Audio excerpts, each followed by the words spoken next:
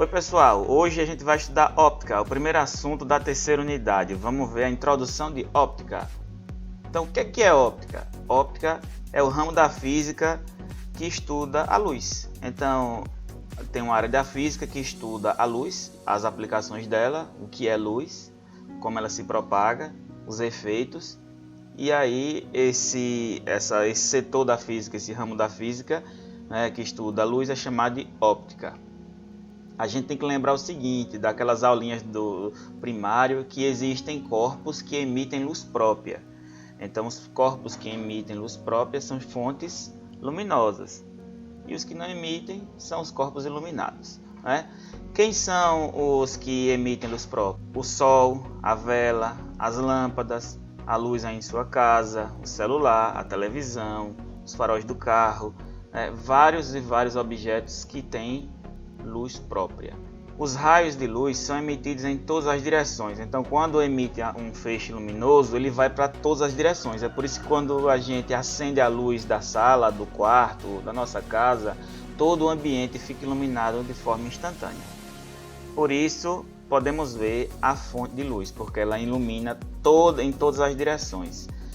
Ela não manda um feixe luminoso para uma única direção. É lógico que existem as exceções aí, como um raio laser. Quem lembra aí do laser? O laser ele só manda o feixe de luz para uma única direção.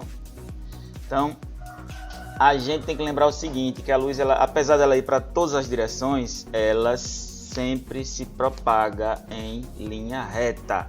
Então, a luz ela vai para todas as direções, mas é sempre em linha reta. É por isso que quando tem um objeto na frente dela, ocorre um fenômeno chamado sombra. Outro detalhe aí que é muito importante, que ninguém nunca percebeu, é que no escuro não podemos ver os objetos porque eles não emitem luz. Então, à noite, tá todos os objetos aí no seu quarto. Madrugada, você abre os olhos para ir ao banheiro e você não consegue enxergar nada. Por quê? Porque eles não emitem luz própria, mas eles estão ali. Então o que é que a gente vê? A gente vê a luz que os objetos refletem, certo? Então de novo, nós vemos a luz refletida nesses objetos.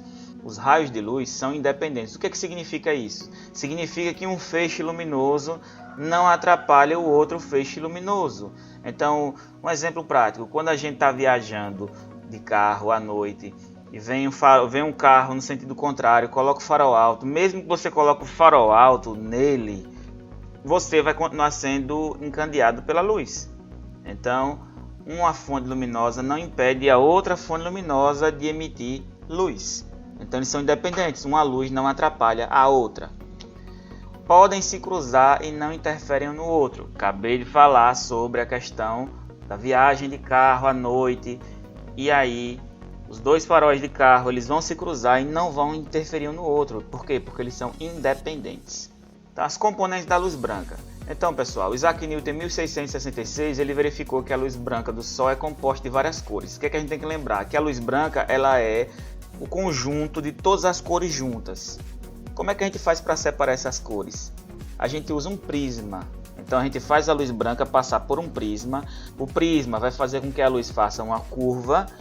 E a partir dessa curva ela se decompõe num arco-íris de cores. Exatamente. Ela vira uma espécie de arco-íris. Então um objeto de vidro, prisma, ele divide a luz. O CD divide a luz. Um DVD divide a luz. Até as gotículas de água que a gente vê quando está sendo projetado um arco-íris no horizonte, ali são gotículas de água que a luz está passando por dentro, está sendo dividida e forma o arco-íris. Lembrando que o arco-íris ele não tem 7 cores, ele tem milhões e milhões de tonalidades de cores diferentes. A gente sabe as 7 cores do arco-íris, mas a gente não sabe onde é que começa, onde é que termina. Então os nuances aí, as tonalidades, são milhares de tonalidades diferentes. Então o arco-íris possui muitos tons de vermelho, muitos tons de azul e muitos tons de amarelo. De novo, a gente sabe identificar as cores, mas a gente não sabe onde é que começa e onde é que termina uma cor dentro do arco-íris. Quando todas essas cores se juntam, elas formam a luz branca. Então, todas as cores reunidas em um só feixe de luz, ela é a luz branca. Newton pintou um disco de cores do arco-íris e girou em alta velocidade. O resultado foi a cor branca e ele é conhecido como disco de Newton. Vocês podem fazer isso em casa. pintar 7 cores do arco-íris, girar, vai resultar na luz branca. Isso é interessante. E hoje sabemos muito mais sobre a luz e as cores. Óbvio, hoje a gente tem muito mais tecnologia, desenvolveram mais estudos sobre isso e a gente sabe muito mais. Inclusive essa internet que vocês estão usando aí para ver esse vídeo que eu acabei de mostrar para vocês é através da luz também. Fibra óptica é um raio luminoso dentro de um filamento de plástico. Antigamente era com vidro, hoje é plástico. E os dados, né, de imagem, som, texto, vídeo, tudo que você imaginar, chegam até você através da luz. Isso também é interessante, isso é tecnologia. E vamos falar das cores primárias. Lembram das cores primárias? Quais são as cores primárias? Elas são 3. Lembrando que o branco, como é a junção de todas as cores, também é a junção de todas as cores primárias. Então, as cores primárias são vermelho, também conhecido como magenta, amarelo e azul, conhecido como ciano. Misturando e variando a intensidade dessas cores, podemos obter muitas outras cores. Então, quem tem impressora em casa, impressora do computador em casa, viu que tudo bem, tem a cor preta para imprimir texto, mas quando você quer imprimir alguma coisa colorida, observe que o cartucho ou os cartuchos são vermelho, amarelo e azul. A junção dessas 3 cores, mais um pouquinho de preto, dependendo da tonalidade, vai formar todas as outras cores que a gente conhece. Isso é muito legal. Então, lembrando, cores primárias são vermelho, magenta, amarelo, azul, ciano. Uma coisa muito interessante que vocês não perceberam é que a TV funciona apenas com as 3 cores primárias.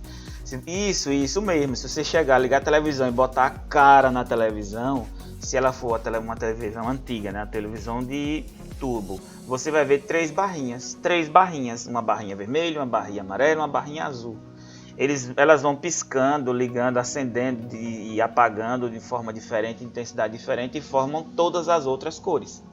E quando a gente vê a luz branca é porque acende tudo de uma vez só e a gente vê o branco. É interessante, dá para observar na página 117.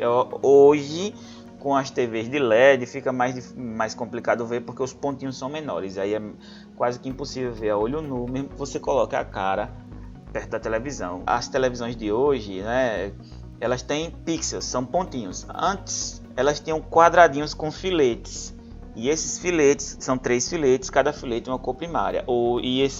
Esses filetes, lembrando, 3 filetes com as 3 cores primárias, e esses filetes iam apagando e acendendo em proporção diferente e a gente consegue ver a imagem colorida. Hoje são pontinhos, não são mais filetes, barrinhas, são pontinhos que continuam acendendo e apagando para a gente ver a imagem formada tanto na televisão, computador, como também no celular.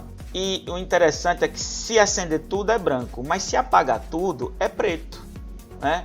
As outras cores vão ter que ser a mistura das cores primárias, mas lembre, acendeu tudo é branco, todas as cores, apagou tudo é preto. E por hoje é só, pessoal. Recomendo vocês darem uma olhada na página 117 e leiam o capítulo em casa. Até a próxima semana.